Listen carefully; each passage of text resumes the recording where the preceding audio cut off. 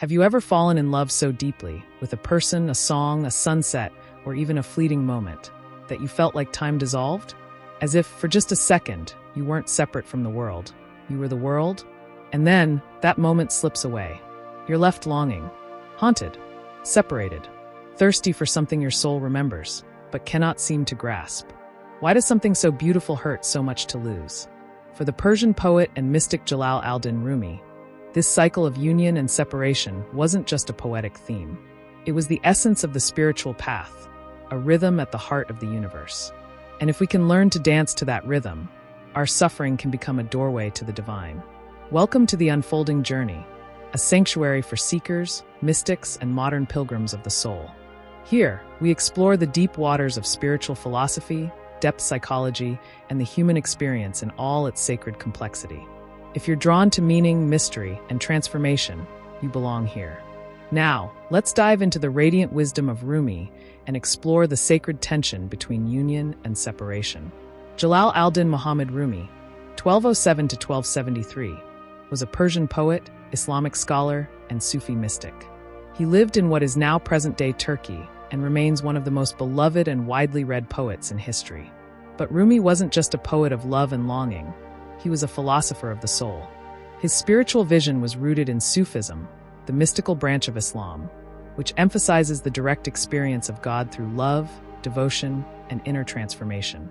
Central to his thought is one of the most ancient and universal spiritual themes, the paradox of union and separation. Rumi believed that all human beings were once in a state of perfect union with the divine. In that state, there was no you or me. Only love, only presence, only oneness. But then came separation. Our souls were cast into the world, into form, into ego, into forgetting. This separation isn't a punishment. It's a necessary step in the spiritual journey. Listen to the reed flute, how it complains of separation. Since I was cut from the reed bed, men and women have wept at my cry. Rumi Masnavi. From the very beginning of his epic work, the Masnavi, Rumi frames the human condition as one of exile and longing. But here's the paradox. Our longing for God, love, or truth is itself a sign that union is possible, because we've tasted it before. In Sufi cosmology, this yearning is called dhikr, which means remembrance. To remember is to remember, to reconnect the separated parts of the soul with their source. Rumi doesn't see spiritual union as something to be achieved. It's something to be remembered. You were born with wings. Why prefer to crawl through life? Rumi, union is not a reward, it's our true nature. The problem is not that we've lost it. The problem is that we've forgotten it. This is why so much of Rumi's poetry uses metaphors of waking up. Sleep and awakening, drunkenness and sobriety, forgetting and remembering. Each metaphor reminds us, the soul already knows the beloved. The task is to remove the veils that block that knowing. But Rumi does not demonize separation. In fact, he honors it, because without separation, there could be no longing, and without longing, no transformation. Don't grieve. Anything you lose comes round in another form. Rumi. For Rumi, loss and heartbreak are not obstacles to God, they are doorways. He believed that the human heart becomes a chalice through suffering, a sacred container made larger by what it has lost. The pain of separation becomes a divine fire that burns away the false self and awakens us to the truth that only love is real. The wound is the place where the light enters you. Rumi. So what bridges the gap between union and separation? Love. Always love. But Rumi's concept of love goes beyond romance or affection. It is the divine gravity that pulls the soul back toward its source. Lovers don't finally meet somewhere. They're in each other all along. Rumi.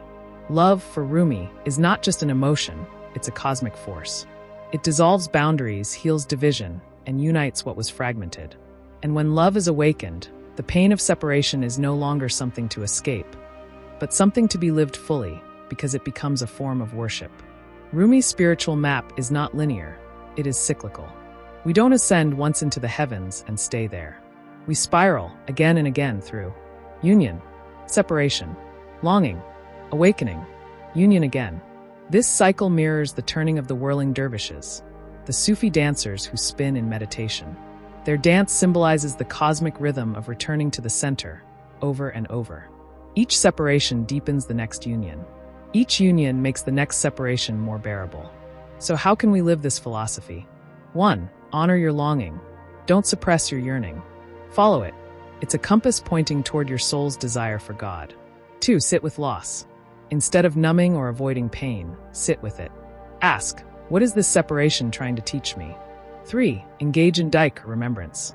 Whether through prayer, meditation, breath work, or poetry, make space daily to remember your source. 4. Seek union in the present. Union isn't only for mystics in caves. It's in the breath, the now, the stillness between moments. 5. Love beyond condition. Love without demanding. Love as an offering, not a transaction.